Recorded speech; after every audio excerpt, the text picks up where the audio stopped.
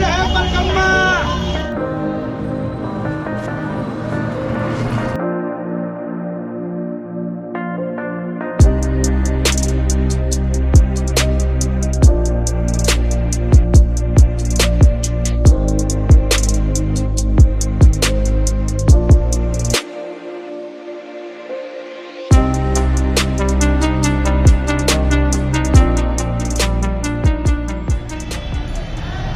Hi friends, welcome back to the another vlog. एक नए video में एक बार फिर आप सभी का बहुत बहुत स्वागत है। दोस्तों, मैं मथुरा वृंदावन की यात्रा पे हूँ और आज इस यात्रा का मेरा दूसरा दिन है। आज के वीडियो में मैं आया हूँ गोवर्धन जी की परिक्रमा के लिए।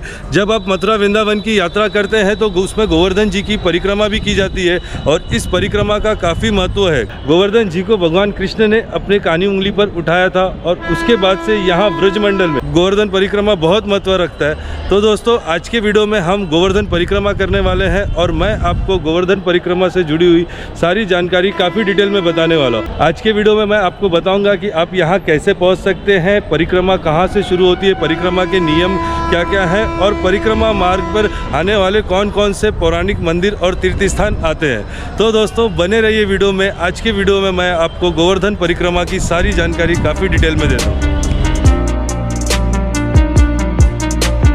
दोस्तों, आज हम श्री गिरिराज गोवर्धन जी की परिक्रमा कर रहे हैं। गोवर्धन परिक्रमा के हर पत्थर पर भगवान श्री कृष्ण का वास है, इसलिए पूरे व्रजमंडल में हर जगह गोवर्धन पर्वत के पत्थर की पूजा की जाती है। गोवर्धन परिक्रमा की शुरुआत करने के लिए आपको पहले ब्रज भूमि के गोवर्धन क्षेत्र में आना होगा, जो मथुरा से 22 किलोमीटर दूर और वृंदावन से 24 किलोमीटर दूर है। मथुरा और वृंदावन से गोवर्धन आने के लिए आपको लगातार बस और शेयरिंग ऑटो मिल जाएगी, जो 40 से 50 रुपए में आपको गोवर्धन के इस बस स्टैंड के पास ले आएंगे। बस स्टैंड पर ही मल्टी लेवल पार्किंग बने हैं, जहां आप अपनी गाड़ी खड़ी करके परिक्रमा की शुरुआत कर सकते हैं। श्री गोवर्धन जी की दो परिक्रमा होती है, एक बड़ी परिक्रमा और दूसरी छोटी परिक्रमा, और दोनों ही परिक्रमा की शुरुआत बस स्टैंड के पास ही दान घाटी मंदिर से होती है। एक समय पर यह जगह सुमसान घाटी हुआ करता था, जहां से व्रज की समस्त गोपियां राजा कंस को माखन का कर चुकाने जाया करती थी और इसी घाटी पर कृष्ण कन्हैया गोपियों से माखन और दही का दान लिया करते थे। कान्हा से इसी अटूट प्रेम की वजह से गोपियों ने इस जगह का नाम दान घाटी रख दिया और दान घाटी के इसी मंदिर से भगवान श्री कृष्ण को दूध, दही, माखन का दान देकर सभी भक्त श्री गोवर्धन जी की परिक्रमा का शुभारंभ करते हैं।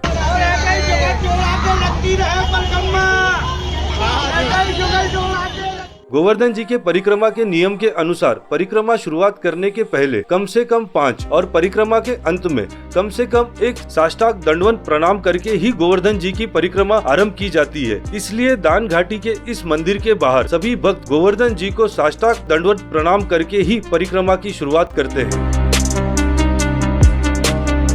तो दोस्तों, अभी हमने गोवर्धन जी की परिक्रमा को शुरू कर दिया है और अभी मैं परिक्रमा मार्ग पर हूँ। वहाँ दान घाटी मंदिर के पास काफ़ी भीड़ था और काफ़ी शोर था, इसलिए मैं वहाँ पर आपको नहीं बता पाया, लेकिन अभी बता देता हूँ। गोवर्धन जी की जो परिक्रमा होती है वो दो परिक्रमा होती है, एक बड़ी परिक्रमा और एक छोटी परिक्रमा। दोनों परिक्रमा का समान महत्व है और आप दोनों में से कोई भी एक परिक्रमा कर सकते हैं। जो बड़ी परिक्रमा होती है वो 21 किलोमीटर की होती है और जो छोटी की परिक्रमा होती है वो 9 किलोमीटर की होती है। और जो परिक्रमा शुरुआत करने का जो सबसे सही जगह है वो ये दान घाटी मंदिर ही है और दान घाटी मंदिर से ही लोग परिक्रमा शुरुआत करते हैं। और परिक्रमा का नियम ये है कि आप जहाँ से परिक्रमा शुरू करते हैं आपको परिक्रमा ख़त्म भी वहीं करना पड़ता है। तो हमने दान घाटी मंदिर से परिक्रमा शुरुआत की है और हम पूरा गोवर्धन पर्वत का चक्कर लगाकर फिर हम दान घाटी पर आकर हमारी परिक्रमा को समाप्त करेंगे। तो अभी मैं परिक्रमा मार्ग पे हूँ और अब हम यहाँ से आगे चलते हैं। गोवर्धन जी की परिक्रमा चारों ओर से कच्चे मार्ग और पक्की सड़क से भी होती है, जहां आप गाड़ी और ई रिक्शा से पूरी परिक्रमा कर सकते हैं।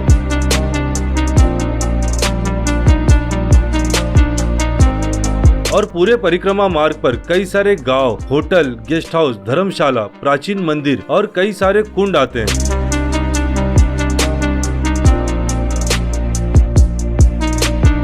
यहाँ भक्तों के लिए जगह जगह पर शौचालय और विश्राम करने के लिए शेड बने हैं।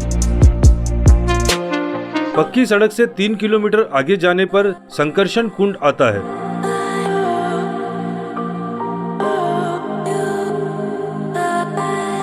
तो दोस्तों परिक्रमा पथ पर 3 किलोमीटर चलकर अभी मैं पहुंचा हूं संकर्षण कुंड पर। जब आप गोवर्धन जी की परिक्रमा करेंगे तो इस परिक्रमा पथ पर, इस परिक्रमा मार्ग पर आपको बहुत सारे छोटे बड़े मंदिर, धर्मशाला मिलेंगे। आप जो मेरे पीछे ये मंदिर देख रहे हैं, ये मंदिर लगभग 5000 साल पुराना है और इस मंदिर की स्थापना स्वयं भगवान कृष्ण के जो पोते थे वज्रभान, उन्होंने किया था। और ये जो मंदिर है ये बलराम जी को समर्पित है। बलराम जी का ही नाम संकर्षण है और उन्हें दाऊ जी भी कहा जाता है।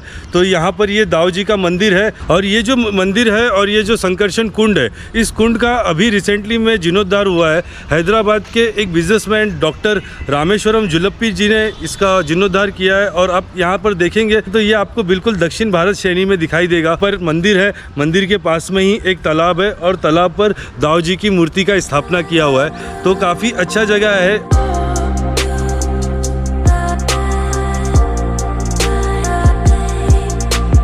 संकर्षण कुंड के आगे अब हम कच्चे मार्ग से गोवर्धन जी की परिक्रमा करने जा रहे हैं। कच्चे मार्ग से गोवर्धन जी की परिक्रमा करते समय कुछ बातों का विशेष ध्यान दिया जाता है। जैसे गोवर्धन जी भगवान विष्णु का ही स्वरूप है, इसलिए गोवर्धन पर्वत पर चढ़ने की या पैर रखने की कोशिश ना करें और गोवर्धन पर्वत की तरफ पैर या पीठ रखकर ना बैठें। परिक्रमा करते समय किसी भी नशा या अपशब्द का प्रयोग ना करें। गोवर्धन परिक्रमा मार्ग पर मिलने वाले किसी भी व्यक्ति या पशु के साथ दुर्व्यवहार ना करें।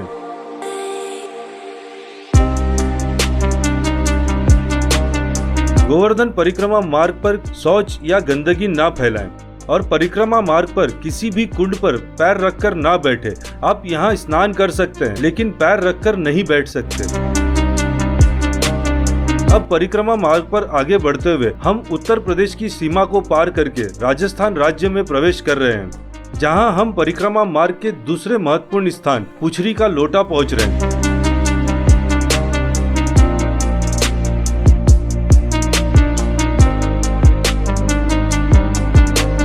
तो दोस्तों गोवर्धन जी की परिक्रमा मार्ग पे अभी हम दूसरे सबसे महत्वपूर्ण स्थान पे आए, जिसका नाम है पुछरी का लोटा। नाम थोड़ा सा अजीब लगता है लेकिन ये जो मंदिर है ये इस परिक्रमा मार्ग पे बहुत ही इंपॉर्टेंट मंदिर है और बहुत ही महत्वपूर्ण मंदिर है। और ऐसी मान्यता है कि जब तक आप पुछरी के लोटा के दर्शन नहीं कर लेंगे तब तक आपकी ये गोवर्धन जी की परिक्रमा पूरी नहीं होती है। ये जो जगह है ये राजस्थान की सीमा में आता है और जो पुछरी का जो लोटा है ये भगवान कृष्ण के एक बहुत ही प्रिय सखा थे, उनके मित्र थे, उनके नाम पर ही ये मंदिर बना है। और ये मंदिर इस गोवर्धन जी की परिक्रमा में बहुत ही इम्पोर्टेंट है। अभी हम पुछरी की लोटा का दर्शन करेंगे और इसके बाद हमारी जो ये परिक्रमा की जो यात्रा है इसको कंटिन्यू करेंगे।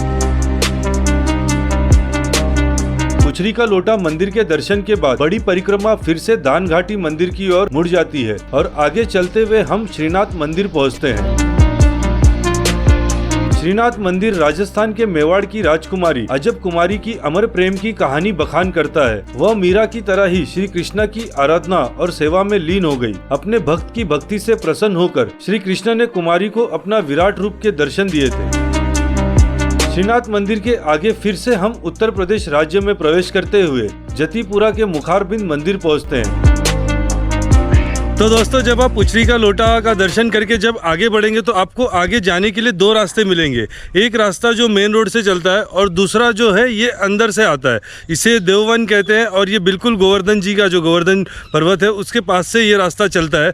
तो आपको जो परिक्रमा करना है वो आपको अंदर वाले रोड से करना है। आप बाहर मेन हाईवे जो मेन रोड है वहाँ से मत जाइए। और अगर आप गलती से उस रोड पर भी चले गए तो श्रीनाथ मंदिर के पास आपको मौका मिलेगा कि आप फिर से इस अंदर वाले रास्ते पे आ सकते हैं, या तो फिर आगे जाए और आगे आएंगे तो सुरभि कुंड आपको मेन रोड पर मिलेगा। उस सुरभि कुंड से आप अंदर आएंगे तो फिर से आप यहाँ पर देववन में गोवर्धन जी के पास पहुँच जाएंगे। तो ये आप ज़रूर याद रखिए कि आपको जो परिक्रमा करनी है ये आपको अंदर वाले रास्ते से करनी है। जतीपुरा के मुखारबिंद मंदिर, जिसके बारे में ऐसी मान्यता है, इस मंदिर में गोवर्धन पर्वत के एक शिला पर साक्षात भगवान कृष्ण के दर्शन होते हैं। मुखारबिंद मंदिर अपने 56 भोग प्रसाद के लिए भी प्रसिद्ध है। परिक्रमा के दौरान इस मंदिर के प्रसाद का बहुत महत्व रहता है। जतीपुरा का मुखारबिंद मंदिर बड़ी परिक्रमा मार्ग पर अंतिम मंदिर है।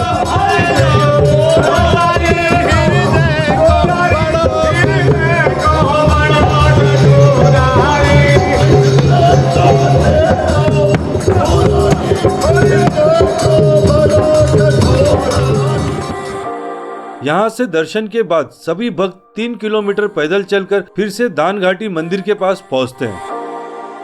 तो दोस्तों, अपनी बड़ी परिक्रमा खत्म करने के बाद अब मैं छोटी परिक्रमा के लिए आया हूँ। और छोटी परिक्रमा जब आप शुरू करेंगे तो आपको सबसे पहले लक्ष्मी नारायण जी का मंदिर मिलेगा। ये लक्ष्मी नारायण जी का प्राचीन मंदिर है और ये मंदिर सुख और समृद्धि का प्रतीक है। इस मंदिर को मनोकामना पूर्ण करने वाला मंदिर भी माना जाता है। और इस मंदिर के अंदर मनोकामना पेड़ है। जो आप मंदिर के अंदर जाएंगे तो अंदर दो पेड़ है और उस पेड़ पर दूध चढ़ाकर फिर लोग अपनी छोटी परिक्रमा की शुरुआत करते हैं और यहाँ पर दूध धारा बहाकर और दूध को लेकर फिर अपनी छोटी परिक्रमा करते हैं। तो मैं अभी मंदिर में आया हूँ, मैं यहाँ पर दर्शन करूँगा और दर्शन करने के बाद फिर मैं अपनी छोटी परिक्रमा को शुरुआत करूँगा। छोटी परिक्रमा 9 किलोमीटर की है, जिसकी शुरुआत दान घाटी मंदिर के पास ही श्री लक्ष्मी नारायण मंदिर से होता है। छोटी परिक्रमा में पहला पड़ाव उद्धव कुंड आता है। हमारे पुराणों में इस कुंड का वर्णन बहुत अच्छे से किया गया है। ऐसी मान्यता है उद्धव जी ने द्वारका के महर्षियों को यहीं पर सांत्वना दी थी। उद्धव कुंड के आगे गोवर्धन परिक्रमा का बहुत ही प्रमुख स्थान राधा कुंड और श्याम कुंड आता है।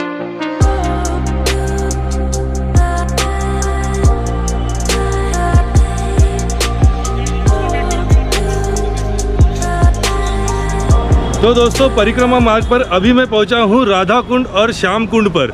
ये जो आप मेरे पीछे देख रहे हैं ये राधा कुंड है और इसके पास में ही आगे श्याम कुंड है।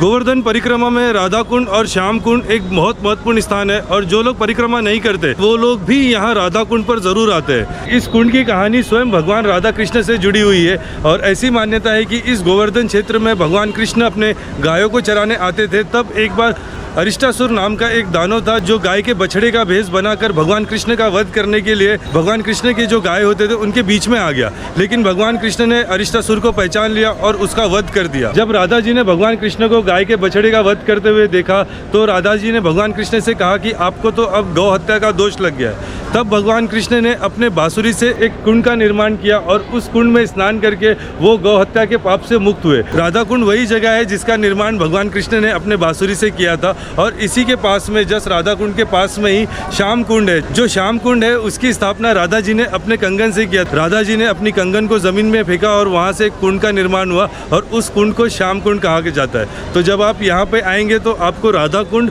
और श्याम कुंड दोनों मिलेंगे और उसके बीच में ये मंदिर है। मैं आपको मंदिर दिखाता हूँ और ये दोनों कुंड अच्छे से आपको दिखाता हूँ। और यहीं राधा कुंड से छोटी परिक्रमा फिर दान घाटी मंदिर की ओर मुड़ जाती है और अगले पड़ाव पर गोवर्धन परिक्रमा का सबसे खूबसूरत स्थान कुसुम सरोवर आता है।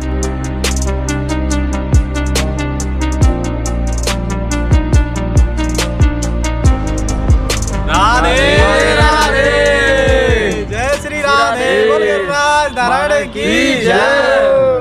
तो दोस्तों, अभी मैं आया हूँ कुसुम सरोवर पर और कुसुम सरोवर जो है ये पूरे परिक्रमा मार्ग में जो गोवर्धन जी की गिरिराज की जो परिक्रमा होती है उसमें सबसे खूबसूरत जगह है। और इस सरोवर की जो कहानी है ये सीधे राधा कृष्ण से जुड़ी हुई है और ऐसी मान्यता है कि भगवान कृष्ण राधा जी से मिलने के लिए इसी सरोवर के पास आते थे और राधा जी अपने सखियों के साथ, अपने जो सहेलियों के साथ भगवान कृष्ण के लिए पुष्प की माला बनाती थी। तो यही वो जगह है कुसुम सरोवर और बहुत खूबसूरत है। आप जब यहाँ पे आएंगे तो आपको बहुत अच्छा लगेगा। और एक यहाँ की लोकल मान्यता ऐसी है कि यहाँ पर इस जो कुसुम सरोवर में नागमणि और पारस के पत्थर मिलते हैं। तो ये भी एक यहाँ का रहस्य है। हम परिक्रमा सुबह से शुरू किए थे, अब ये शाम हो गई है और हमारी परिक्रमा अब आखिरी पे पहुँच गई है। मैं आपको कुसुम सरोवर दिखाता हूँ, इसके बाद फिर हम आगे चलते हैं। कुसुम सरोवर से आगे बढ़ते हुए अब हम गोवर्धन परिक्रमा के आखिरी पड़ाव मानसी गंगा मंदिर पहुँच रहे हैं। मानसी गंगा मंदिर गोवर्धन गाँव में दान घाटी मंदिर के पीछे ही है और ऐसी मान्यता है एक बार नंद बाबा समस्त ब्रिजवासियों को गंगा स्नान कराने ले जा रहे थे और शाम होने पर रात बिताने के लिए यहाँ रुके थे। रात में विश्राम करते हुए भगवान कृष्ण के मन में विचार आया कि व्रज भूमि में सारे तीर्थ हैं, सिर्फ गंगा जी नहीं है।